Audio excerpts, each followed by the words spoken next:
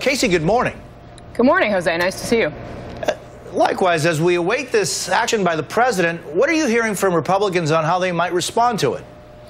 I mean, at this point, Jose, on the one side, you have incoming Senate Majority Leader Mitch McConnell, who says that under no circumstances is the government going to shut down. But on the other hand, you do have some conservatives on the Republican side in the Senate who say that they want to figure out a way to add language to the upcoming continuing resolution to fund the government that would essentially strip funding for this executive action. And they're debating right now internally exactly how to go about that. And should that wing of the Republican Party win out at this point, I think all bets are off as far as what the next 2 weeks look like.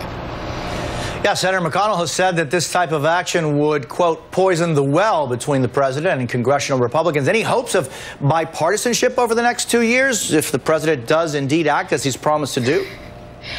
You know, I don't know, Jose. What started out as a sort of moment of bipartisan comedy, if you will, has quickly devolved into this bickering partisanship over this issue in particular. I think you're seeing some centrist Democrats are starting to raise concerns about this. And while President Obama had been frustrated by some of those requests earlier this year, he wanted to do this earlier, and at the request of these centrists, he put this off until now.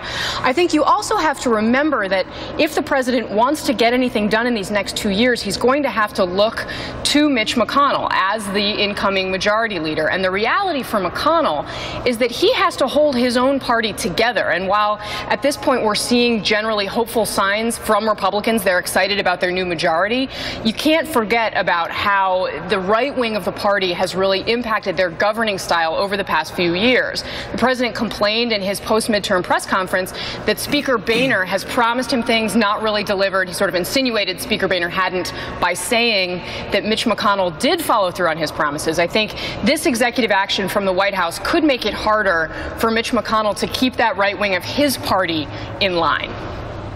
It's ironic that some of those centrist Democrats begged the president not to act on immigration until after the elections, but do that.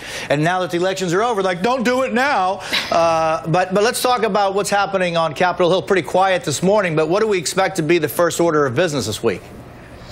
Jose, well, as they're looking at this week, we're going to push through, I think, some more judicial nominations, things along those lines. There's a lot of sort of day-to-day regular business that Democrats want to try to get wrapped up before they lose the majority. We're also expecting later this week a vote on the Keystone pipeline. Senator Marion Landrieu has been working the phones and burning up the emails, as Dick Durbin put it over the weekend, to try to find a 60th vote for that Keystone pipeline. My sources tell me right now they're still at 59. So you might want to look to some of the more conservative, maybe outgoing Democrats, Senator Mark Begich from Alaska, who lost his race, Senator Mark Udall in Colorado, to see whether or not she can dig up that last vote. MSNBC political correspondent Kasie Hunt, thank you so much. We're going to be checking back with you in the next hour because, this is a 2-hour broadcast now.